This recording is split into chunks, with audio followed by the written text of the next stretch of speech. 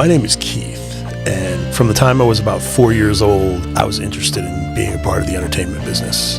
And I've done many things throughout that time, from singing in bands, writing music, hosting television shows, everything involved in the professional wrestling business. And I've written comic books, done a lot of things, and almost all of those things failed in some way or another. But I still kept going. I still wanted to continue to create. And there's just something in me that drives me to create.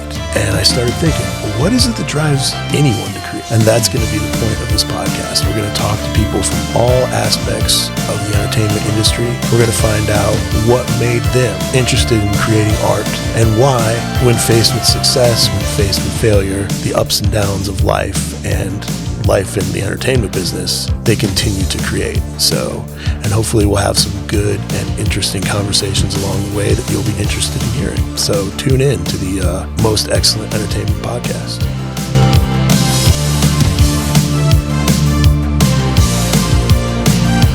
Hey everybody, welcome to the Most Excellent Entertainment Podcast. I'm your host, Keith, and today we are joined by a man who has pretty much held every job in the professional wrestling business. He has also transitioned into a very successful podcaster while continuing to hold jobs in the wrestling business. We are here with Sign Guy. Sign Guy, thank you for joining us today. My pleasure, Keith. Always happy to talk to you. Definitely. We've never met in person, but we've known each other for over a decade. Through the internet and through mutual friends and stuff. So I think we have a pretty good relationship, and yeah, I like talking to you as well. So we've come close a couple times. Yeah, we have. You've been in Indiana and I couldn't get a ride, and then I was gonna book you for our ladies show, which didn't even happen, so it's unfortunate. Didn't happen yet. Yeah. It could still go down, man. So I don't know how much you know about our podcast, but what we like to do is we like to talk to creative people and just get an insight into their creative journey. So, basically, when did you know that you wanted to get involved in the wrestling business? I had a bit of a different path. They sort of brought me into the business slowly, so I was just sort of brought into it. I wouldn't necessarily say I made a conscious decision, hey, I'm getting into the business. They started giving me little spots here and there to do, and I did it, and then they would give me something else a little more, and before I knew it, I was in. Awesome. And where did you start at? Hoosier Pro Wrestling in Columbus, Indiana. Okay, and that was Jerry Wilson down there? Yes, it was. Okay. And for those of you who don't know, Jerry Wilson, like many people, started out as a photographer down in Mid-South and moved to the Indiana area and started his own promotion, Hoosier Pro Wrestling. And it was a very respected, long-running independent wrestling company here in Indiana. Dice Man Ronnie Vegas and the High Rollers were down there for quite a while, and they burst on the national scene in the 90s and early 2000s, which was a pretty cool thing. So when you first started out in the business, was there people who took you under their wing and kind of taught you the ins and outs, or was it just kind of a learning as you go type of thing on your own? How did that work out? A little of both, but I had a lot of people that helped me. Jerry Wilson, of course, the aforementioned Dice Man Ronnie Vegas and the High Rollers. Ox Harley was a big help. A lot of people would help me out when I was starting out and give me feedback or tell me how things worked or whatever the case may be. But a lot of it I had to sort of learn on the job and hope it worked out when I did it. And a lot of times it did. Right. So Ox Harley, man, he is quite a character. His Facebook posts are something else, man. I remember before I came out here to Indiana, he had quite a reputation from his time in Puerto Rico and all that sort of stuff. What was your what is your personal experience with Ox like? What was he like as far Ox as is your dealings with? he's a crazy guy. Everybody's got an Ox Harley story, of course, but I wrestled Ox quite a few times in tag matches, and he was always very, very giving. He would not just eat me up and spit me out like he could have, like a lot of people would if he helped me out. I actually pinned Ox in one match, even, and he had Wow, no qualms about that. And he was very, very patient with me, knew I was green, and we right. get along very, very well to this day. Ox got his life together a little bit. He was dealing with a lot of things at one point in time and had some troubles, but he's gotten past that and has a successful promotion of his own in Tennessee Oh, and no. is helping raise his daughter and doing pretty well now. Good for Ox. That's awesome. Yeah, I remember when I got here, there was quite a few Ox Harley was drunk at the show stories. So The he did the funny ha ha that the boys used to say was, if Ox isn't drunk, you don't want to work with him because he'll potato you. And it was right. a funny ha ha, but it actually was true. He told me that he was used to aiming for the guy in the middle. And so if he Done. didn't have that, it would throw off his timing and his balance, and he would just start throwing live rounds at people. Oh man. He didn't mean to do Oh that, but yeah. because he didn't have that like fifth of whiskey in him to show him three people, he didn't know He which didn't know one of which one them. to hit. Yeah, Yeah. that's hilarious. Um, so did you start out as a manager? Was that Essentially, yeah. I okay? would slip stuff to Dice Man Ronnie Vegas, who would hit whoever he was wrestling, usually Bobo Brazil Jr. or Deputy Dog. And I was sort of an unofficial manager. And then later on, they used me in a more official role whenever I was in town to help them out. But that Okay. was essentially my first role, was doing that. Now, how did you did you live in Washington or were you out here in Indiana and then you moved to Washington? Like how did that all happen? I was originally from Indiana, moved to Washington, and when I moved back for about a year and a half, we started going to HPW, and that's how I got into it. They started using me a little bit here, a little bit there, and Gotcha. proceeded from that. Yeah, because it seems like you've got a lot of roots out here, and I always wondered how that happened. Like, there's a ton of people out here who have a lot of respect for you and love, and with you being based in Washington, I was wondering how you got so deep into the Midwest. I never really knew that, so that's pretty cool. A lot of Um, times it's the opposite because a lot of Portland guys ended up in Louisville when sure, OVW was running. Uh, yeah, Buddy Wayne, the Northwest Buddy Wayne, Nick Wayne's dad, was tight yeah, with Rip Rogers, and so he would send people to Rip Rogers to use. So that's why a lot of guys crossed from Pacific Northwest over to the Midwest. sure. And they're not involved in the business anymore, but Dash Venture and Lila Lodge came down here from the Pacific Northwest and had a lot of success in this area for Yes, for they several did. years. Um, Dash came back last year, okay, wrestled a handful of times, and then nobody's seen him since. He'll pop up like every couple, 3 years, do yeah. a handful of matches, and then he's done for a while. Yeah, Dash and I have set up bookings a couple of times, and it always seems like right before I'm getting ready to bring him out, he disappears. Like we'll set up a booking a couple months in advance, and we'll be talking back and forth, and then a week or two before he's supposed to come down, I can't find him. That's happened at least twice. So it's, but I love Dash. He's such a great guy, man, and I hope wherever he is right now, he's doing well. That's it's a He was very doing good pretty guy. well when we saw him last year. He definitely doesn't want to wrestle full time anymore, but Sure. he wrestles a handful of times, and then once he's got it out of his system and scratched the itch, he goes back into hiding and then Yeah. doesn't pop up until he's ready. I remember Dash sent me a picture one time where he had built a throne out of snow and ice in his backyard, and he Yeah, was sitting in it. And I was like, man, you have to use that as a promo picture. I was like, that is a freaking promo picture right there. It was awesome. I don't have the talent or the patience to do something like that, but it looked so cool. yeah, I've seen that picture. It was at he and Lila's place in Western Washington. Yeah, it looked amazing.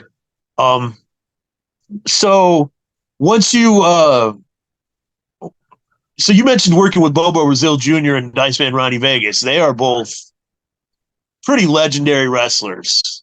Were you nervous at all working with them? Like, what was that experience like? How did I can't say nervous per se because I started out. Dice would shoot me the look. I'd slip him the gimmick. He'd use the gimmick. So my involvement was sort of limited. But when I started getting more and more responsibility, especially when I was actively in the matches, I was just hoping I wasn't going to screw anything up in it. right? And I knew Dice and Bo were professional enough to fix it if I did without me even knowing it. So Yeah. I knew I was That in good hands with them. yeah, that's one thing that I always used to tell kids. Like they'd be working with would say Cody Hawk. I got this actually twice from guys working with Cody Hawk, and they would be so nervous working with him. I would just be like, man, you are working with one of the best wrestlers in the world. Like, he will fix whatever's wrong. I was like, you shouldn't be nervous working with somebody who's great. You should be nervous working with somebody who maybe needs more help. You know, if you want to have a good match, you're gonna have it with Cody Hawk. You know, For sure. and that's what I used to try to explain to the two guys. I'm not gonna mention any names, but there were two people who were very nervous. One of them actually asked me for advice. He was like, "I'm working with Cody Hawk this weekend. I'm so nervous. What should I do?" And I was like, "Man, have the best match of your life." Basically. And then the other guy was actually on my show, and Cody noticed that he was really, really nervous. So I went over and talked to him a little bit, but he just didn't want to screw up. And I get that. Everybody gets in their head, but especially in the wrestling business, you got to trust the veterans. Like, I think that's where a lot of kids go wrong nowadays. They think they know everything and they don't trust the veterans as much as they used to. We get that a lot out here. Out here, if somebody comes in and they're a veteran where they're off TV, the local guys instantly think I'm going to screw up and they're going to shoot on me. Yeah. Which is not something that the veteran or guy off TV's considered in their head at all. Right. But the local guys just automatically think, well, I've messed this up. They're going to get mad and beat me up for real. I'm thinking, what purpose would that serve to anybody? Right. Nothing. Yeah. It's never once been something where a veteran came in and just shot on a local guy, but for some reason the mentality here is if I screw up, that's the penalty for it. Right. So yeah, I get It's a what you're weird saying. mindset, but It really is. I yeah. know when legendary Larry D came out here to Washington, he wrestled a guy, and the Yeah. guy made a really minor mistake. And as he's laying on the mat, he's like, I'm going to be in a real fight now. I'm going to be in a real fight now. I said, what's wrong? And he said, oh, I messed something up, Larry. He's going to shoot on me when we get backstage. Right. I said, why would Larry D shoot on you? He said, I made a mistake. I said, I'm pretty positive he's not mad at all. Yeah. And when we got up there, Larry D said, why would I shoot on anybody for making a mistake in a professional wrestling match? Right. Right. I mean, it happens, So you transitioned from the management position into a wrestling position. Was that the next step? I did a lot. I did ring announcing. I did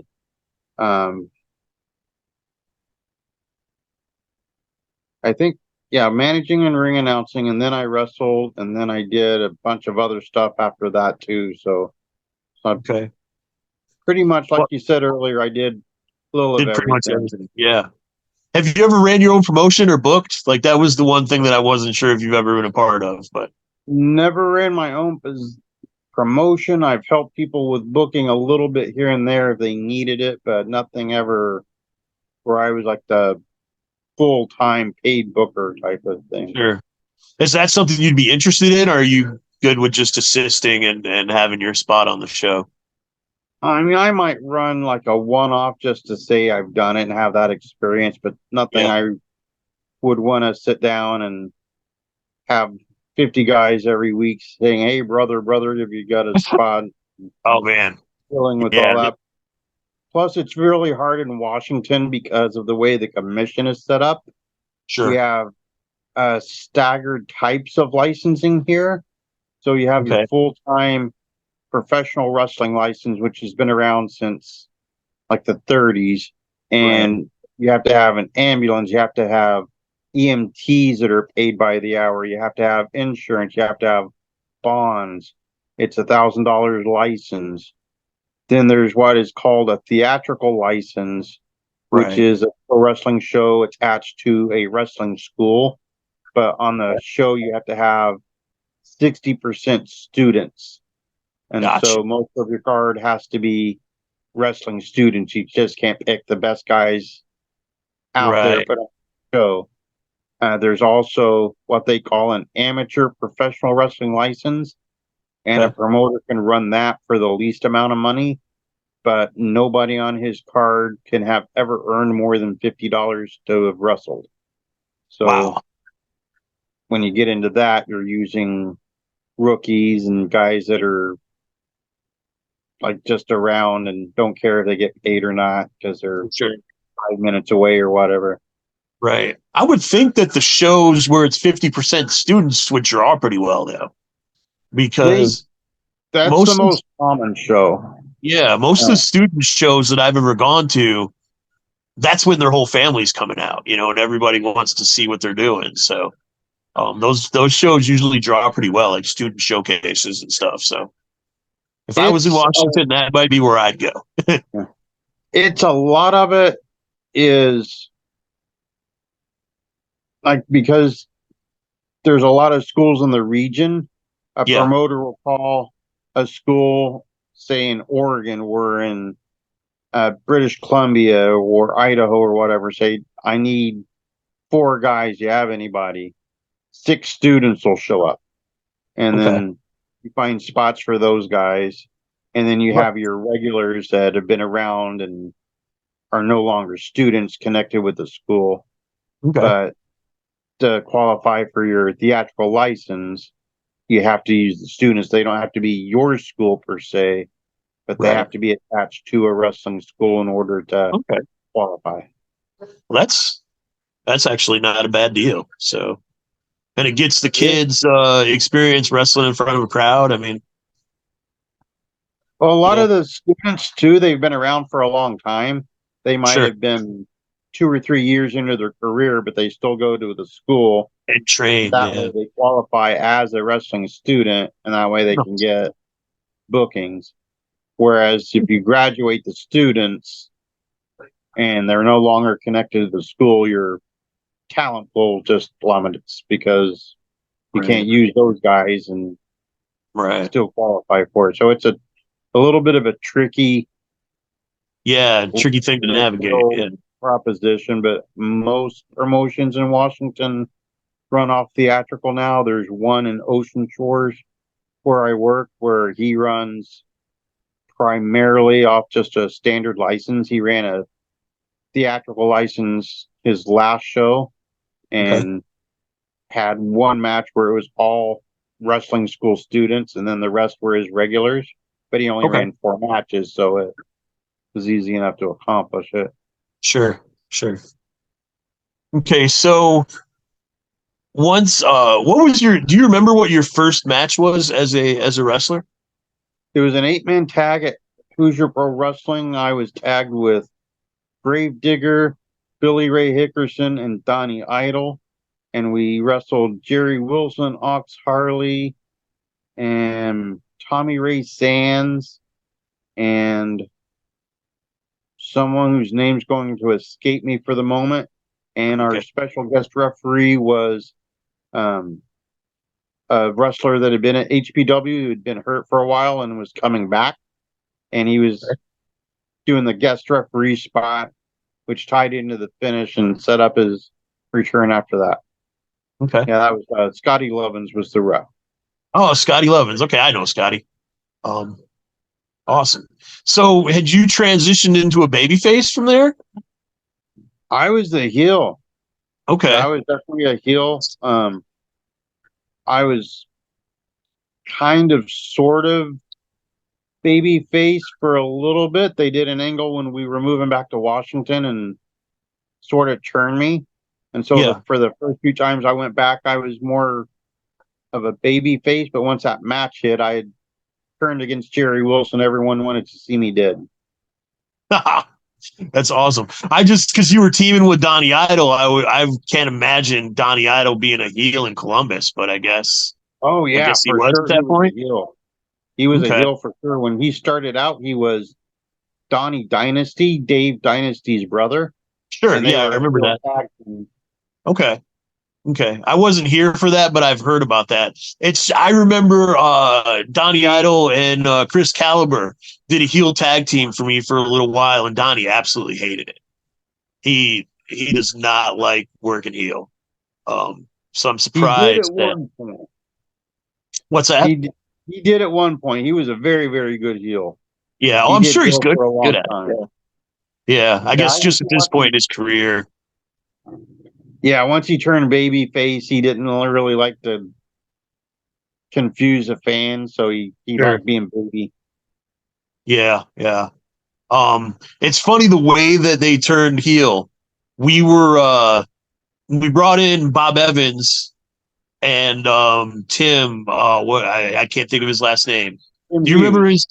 Tim Hughes? Yeah, we brought in Bob Evans and Tim Hughes, and we had built this whole thing where Donnie and Caliber really respected Tough Guy Inc. and they just wanted to test themselves against the best team in the world. Um, Bob Evans got to the show and didn't want to put together that kind of a match. He wanted to put together a match where they were straight up baby faces and High Caliber was straight up heels. So to accommodate Bob Evans, we turned them heel that night. It was kind of an interest, and the match was amazing. So I mean, it was an interesting thing. He didn't want to put together a like a not even necessarily a young team. I guess they were two veterans who wanted to prove that they were just as good as these respected veterans. But and they were going to go over, and it was supposed to elevate them even higher as a respected tag team. So I had to try to change my booking up a little bit because to accommodate Bob Evans. It was an interesting. But I'm like that as far. I mean, it really depends on what the person is asking for. But my booking can be fluid. I like people to be happy, So I think that when talent's happy, they wrestle for you better. So I always try to get to what they want and what I want at the same time. So everybody comes out happy. So Bob Evans usually has a pretty good idea of what's going to work too. So yeah. He just didn't think that the crowd would buy it, But at the same time, I don't think he realized how over Donnie and Caliber were. But I mean, it was fine. Obviously, I'm not gonna tell Bob Evans he's wrong. So that was, yeah. Accommodating his booking saved us in Kentucky one time. He brought in Tim Hughes like he normally does, but there was a miscommunication, and they didn't realize Tim Hughes was going to be there. So at the last minute, they put Tim in the match. I got into the match because I was there for a seminar, and someone didn't show up, so they asked if I had my gear, which of course I always bring it. So they asked me to referee it, and I ended up in Bob Evans' match because the regular referee there got injured, and you do the match. So we get out there, and since they had to change things a little bit, they took a heel manager and put him on the heel side and Tim with Bob on the babyface side. The Okay. local baby face got hard weight on the top of his head. And I Oh, look down and he's bleeding. The commissioner's around 20 feet away from us. So I'm telling him he's got collar. He's got collar. yeah. Bob took a few seconds to think. He had them throw the baby face into the heel corner. Yeah. And since the manager was in the match, he still had his street clothes on. He just draped his shirt over the guy's head, pressed down, and was selling Right. punching the guy. But he's actually stopping the blood, so the commissioner never knew the guy was actually bleeding, which in Kentucky is a big problem. Yeah, that's brilliant. Yeah, you cannot bleed in Kentucky. That's you would you can go right outside to Evansville and bleed all you want, but you can't bleed in Kentucky. Once you cross that bridge, it's Yeah, no collar. yeah.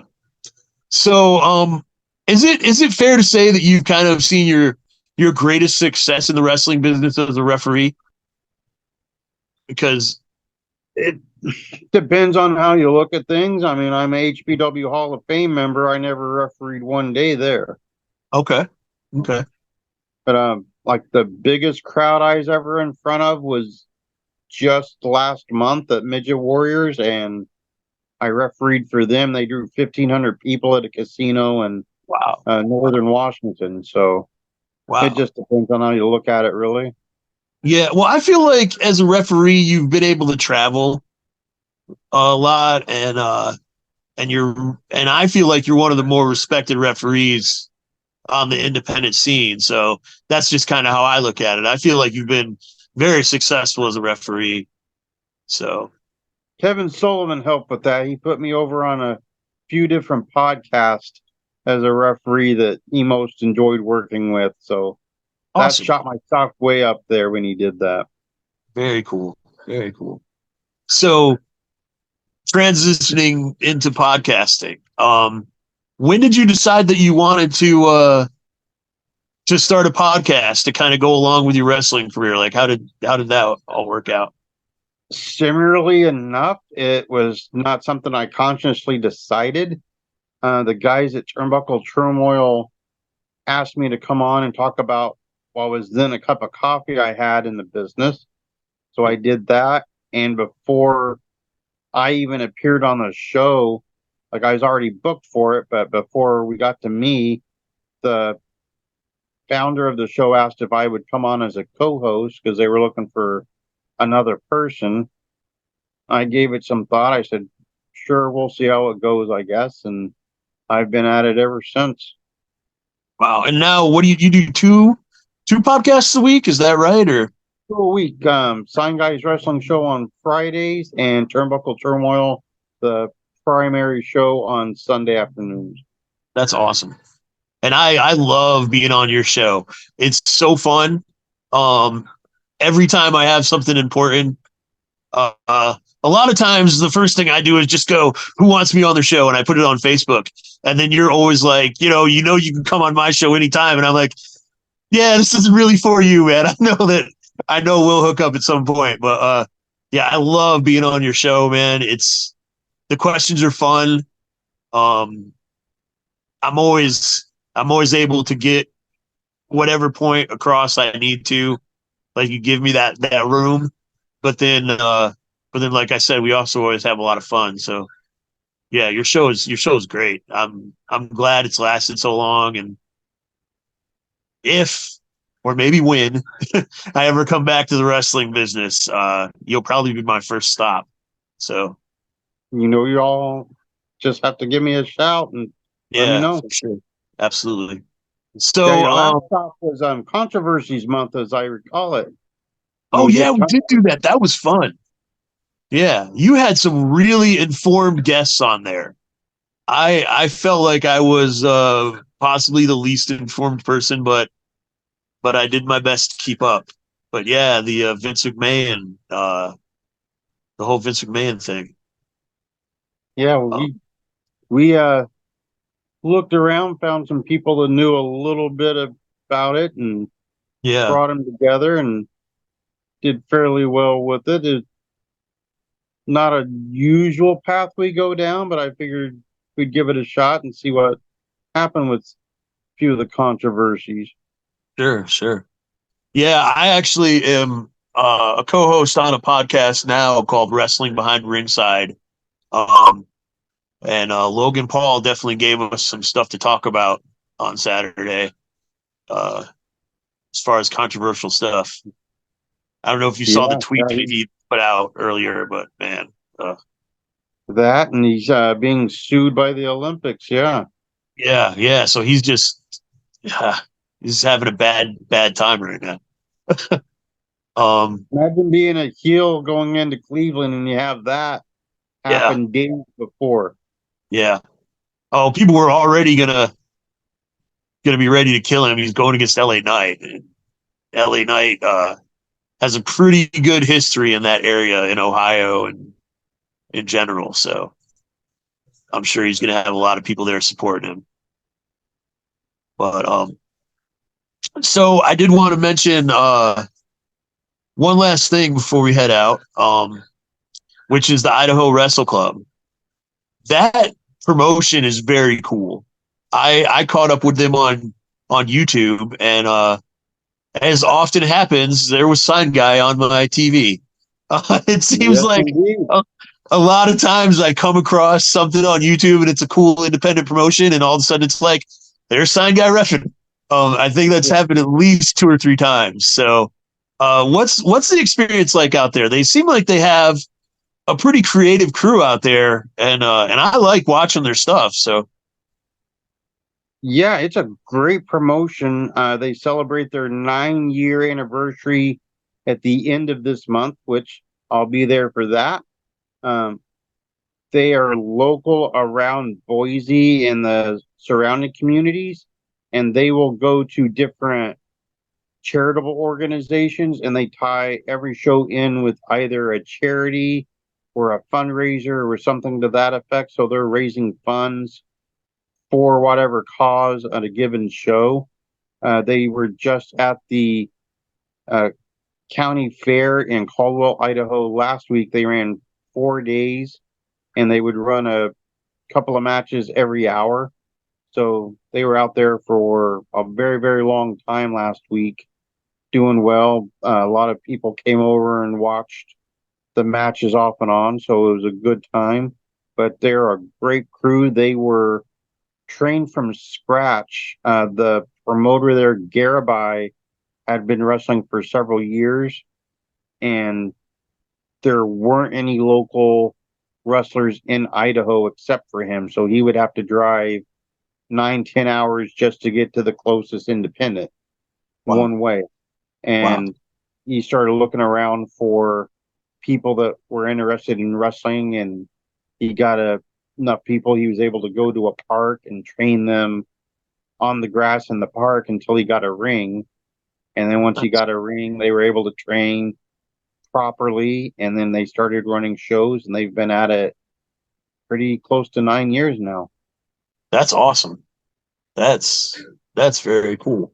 Oh, one thing that I did want to ask you about that it should have honestly been more of a middle of the interview thing, but we got talking about stuff and I kind of forgot about it. But you suffered a pretty bad injury at one point getting tossed out of the ring, right? Tossed out of the ring was a pretty significant injury. Yeah. Yeah. Would do you want to talk about that just for a minute? I can do that. Sure. Sure. Okay. Are you familiar with exactly what went down? I've heard the story a couple times, but just to refresh my memory and for our listeners. So at HPW, their 15th anniversary, there was a battle royal, and the HPW anniversary show always coincided with the Firemen's Cheer Fund. So they would use local firemen on the show. We did a 6-man tag the year before where I wrestled against them in a 6-man, and they were going to put 3 firemen in the battle royal. And initially they were like, "Can we get tossed out?" And I said, "Hard no, because you're firemen and you're not trained." I Right. said, "They can throw me out last. I'm the smallest guy. I stand the best chance of not getting hurt, and we'll come up with a way to do it safe." Uh, Started asking guys for opinions on what we could do. I got a really good plan from a then rookie named Gregor Petrov, and he suggested we just do fireman related moves, stuff that was safe. So I said, all right, that makes sense. So we explained they were going to spread me out like a fireman's blanket, lift me up, let me drop safely to my feet. We went over it probably 15 to 20 times the day of the show. Went fine 19 of the times. The first time I was able to correct them right away, and they didn't miss after that. They get in the match. One guy got superstar-itis, and he's like, I had a match last year. I must know everything there is to know. And so he went against everything we had shown him that day. First thing he did was grab me by my arm and separate my shoulder. And then they lifted me up under their shoulders like I was the coach after the big game. And I was telling them to put me down, but they thought I was just selling. They got tired enough that since my weight wasn't distributed equally, I lowered about an inch and a half. That inch and a half caused me to not clear the rope, so my foot caught in the rope. I wasn't going out, so they thought I just wanted them to launch. And so they launched me forward. My foot broke free, and then I just dropped like a rock to the cement floor. Took the most perfect face bump in the history of the professional wrestling industry. But because I was so high up in the air and I hit concrete, there was a little bit of damage. That floor is still dented to this day. Marcus Fine sent me a picture of it fairly recently. Oh man, that's crazy. So so you were you not only had a separated shoulder, but you were busted open pretty good, right? Is that fair? I wasn't really busted open that bad. It was mostly internal, but I had a concussion, a contusion of the brain, a subdermal hematoma, a shattered orbital socket, a ruptured blood vessel, and a separated shoulder. Wow. Yeah, they wouldn't tell me how many skull fractures I had, but a lot. Jeez. And so yeah, I was knocked out for probably 4 minutes. Then I came to, I don't remember about 45 minutes of that night to this day, but apparently I came to and was telling people in Kearney I was fine, keep going to the next segment. Because I had about 8 segments on that show. I was a lot I had to do on that show, and I kept trying to keep going, but people knew better and stopped me. And I ended up, they took me to Columbus Regional first. And they didn't know how I was alive, and they didn't have a neurologist, so they had me lifeline to Indianapolis. Where I woke up, and a doctor and a bunch of nurses were on top of me, and I told them they had to get off of me because I was booked in Kentucky the next day. Then I came up with a plan to get out of there and walk to Kentucky for my booking, and then promptly passed out, and I did not make it to Kentucky the next day. Yeah, I would assume not. So what was the recovery? What's that? The next week I was in Kentucky. I just could not actually get into the ring. Right. So what was the You did what now? Sorry. I did sign the paperwork saying I was there. So I made my shot the next week. Nice. So what was the recovery process like from that injury? Strangely enough, with all of that, all I had to do was wait. Really? Like there was no intervention needed at all. Everything healed up naturally on its own. They gave me pain pills. I don't like pain pills, so I didn't take them all that long. But yeah, I was hooked up to morphine for a day or two in the hospital. Then they gave me pain medicine as needed, and that was it. My shoulder, no doctor would listen to me. I kept telling them in the hospital my ribs hurt, and they kept saying, your ribs are fine. What else hurts? I said, just my ribs. I guess I'm all right. And it turned out a couple of months later when I went to see my acupuncture, he walked in the room and he said, how long has your shoulder been separated? Wow. And I said, my shoulder is separated. He said, I can see it from here. So I asked if that would cause pain to go down into my ribs. He said, well, of course. Sure. Yeah, absolutely. I said, well, then it's been separated since I fought these rogue firemen. And a couple acupuncture sessions, and my shoulder was back to normal. Oh, good deal. Good deal. And obviously, I mean, you never thought about packing it in. Like you just kept going after the injury.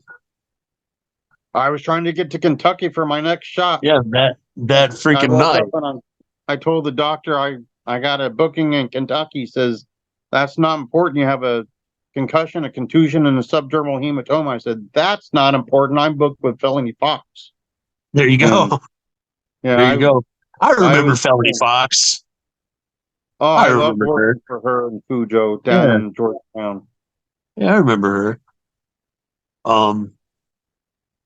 So what do you think it is about either the wrestling business in general or you as a person specifically that keeps you involved and keeps you creative and keeps you wanting to do this and wanting to show up to these events and talk about it on the podcast, and just what do you think it is that keeps you so invested in it?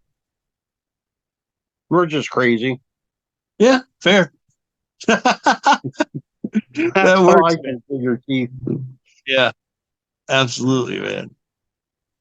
All right, well, Sign Guy, thank you so much. This has been a super fun conversation. As always, before we sign off, if there's anything you want to plug, anywhere you will be, now is your opportunity. Well, I will be at Inclusion Pro Wrestling in Kelso, Washington on Saturday. The following week on the 10th, I will be in Vaughan, Washington at the Key Peninsula Civic Center for Northwest Pro Wrestling. And on the 30th, I'll be back in Idaho for the Wrestle Club 9th anniversary show. On the second Saturday in September, I'll be back at Northwest Pro. And April 12th, I believe, I will be back in your neck of the woods for Pawcade. I'll be cool. at the, I believe it'll be the 5th annual Pawcade next year. Awesome. And you can find us on Turnbuckle Turmoil. You can look that up on blogtalkradio.com, or you can go to Apple and find it on there. Tomorrow on the show, we have the promoters from Inclusion Pro Wrestling talking about the event for Saturday. And then Sunday, we have Tornado Tony Kazina on the show. Nice. Former NWA Junior Heavyweight Champion, right? Yes, he is. Okay. Awesome, man. All right. Well, and as far as I go, I want to thank everybody for tuning in. Hopefully I did this well enough that Tyler's not going to have too much to do in post. And I want to thank Tyler and Emmy Studios. Hopefully everything's okay with him. Because like I said, this isn't like him to not be here, but hope everybody has a great week, and we will talk to you next time.